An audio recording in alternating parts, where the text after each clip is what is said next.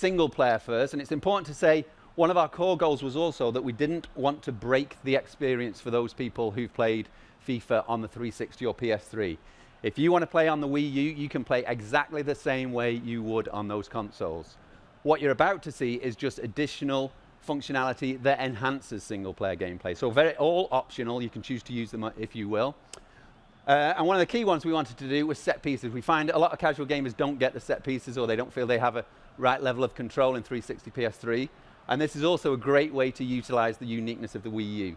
So the existing system is there if you want to use it, but what you're going to see now is Pete is going to lift the Wii U gamepad, and he's now looking through that gamepad into the world, kind of virtual reality based almost, in the sense that it puts you on the pitch. He can have a look around, he can take in the majesty of the Emirates Stadium before he takes this kick. But obviously the primary function is to take the kick. So what we're seeing here is you'll see the aiming reticule there. You can also apply curve with the left stick, so you can curve left or right. And then you can take the shot. So it puts much more precision in the hands of the user. We'll see how he does here. Oh, good effort. So one of the key things also is we didn't want to make it too easy. So the level of difficulty is retained. It scales through the difficulty levels. It's not a gimmicky way to score all the time. So still in single player, we'll see a couple of features here. So one of them that we wanted to improve was the ability to shoot. Casual gamers often feel that there's a little bit of hit and hope in FIFA, in the sense that when you press the shoot button, where the ball goes, it feels a bit random unless you're a super hardcore user. So what we wanted to do is a feature we called shake and shoot. So what that is if you're in a shooting position, you can choose to give the controller a little shake, or alternatively press the L3 button. There's two ways to trigger it. And what that will then do is bring up a representation of the goal on the Wii U gamepad screen. And then simply you can tap on that screen to aim where you want to shoot. So it puts a lot more precision in the hands of the user, and then ultimately a lot more reward, because if you're clean through on goal, you see the keeper coming out, not covering top left, and you hit it top left, that experience of scoring feels that much more satisfying. Also in single player, we've also got touchscreen passing. So if Pete gets the ball here, what you'll see is he's able to tap the Wii U gamepad screen and literally pass anywhere on the pitch. You'll see a little icon appear on the screen, and that's where he's passed. So now you're no longer kind of shackled to the analog stick in terms of getting it feathered to the perfect position. You can literally pass anywhere on the pitch with as much precision as you want. So set pieces, passing and shooting, all revolutionary change for the Wii U if you choose to want to use them. So core elements of gameplay. So we're now just going to switch over to manager mode, and we'll take a look at some of the other functionality on the gamepad. So you'll have probably seen on the right-hand side of the gamepad there, you'll see a number of tabs. So we've got a tab system on it. And this really allows us to show multiple levels of information and allow the users to pick and choose what they want to show. So we've just seen the gamepad tab. We're now going to go on to the Manager Central tab. So this is kind of for the more casual. So if you can imagine your dad sat there analyzing the play as it goes on. It's got a much more interactive and intuitive radar, so you can see the players are now identified with names rather than just colors. So you can see exactly where everyone is. It's also got stats down the right-hand side there, so you can see what's going on in the game. Those are interactive stats, so if we tap through a few of those, you can see where the goals are coming from, where the shots are coming from. So you can really see what's going on and make adjustments accordingly. So change your tactics, change your formations.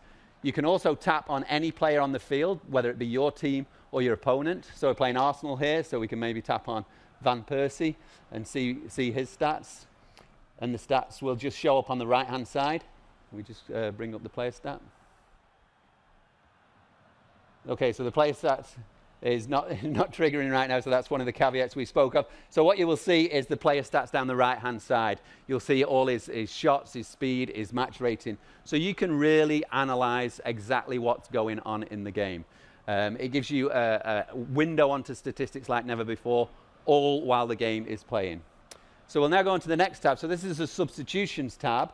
So all this functionality is obviously available in 360 PS3, but what you currently have to do is pause the game to make these changes, and what it creates is a much more interrupted flow. So now all of this is able to do on the fly, in real time.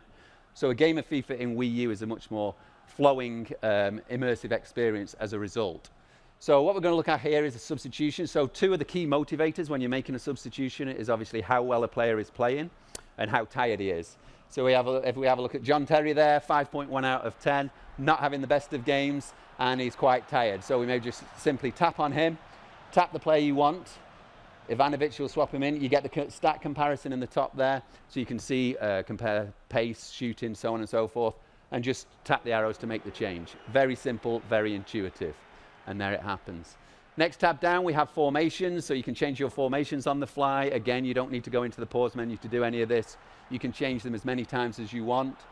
Next level down, we also have tactics. So there's millions of variations of tactics within the game, currently accessed through the pause menu. Now, as I say, you're not like to dabble with these too much in a regular game because it means breaking up the flow and continuously changing.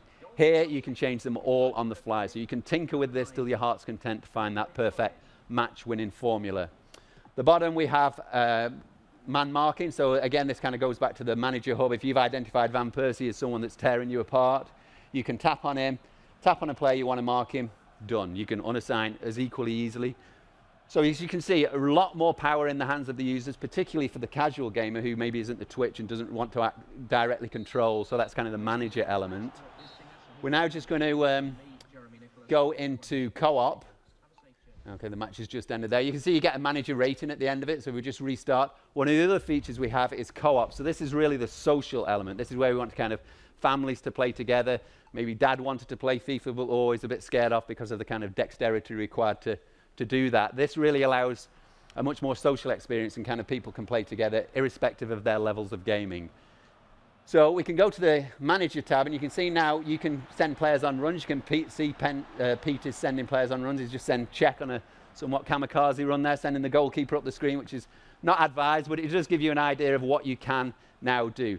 Passive control of every single player on the pitch. So you can imagine dad sat on the sofa sending these players on runs, and what it does create is a really fun experience. We had a lot of fun testing this. You know, you sat in the same room, you're shouting at each other as you send these players on the runs, and up to 4 other people can play on the same team. So a very immersive and very fun experience, and one that you just can't get on the other consoles. So that kind of harks back to our idea that we wanted to create a very unique experience that you just can't get anywhere else.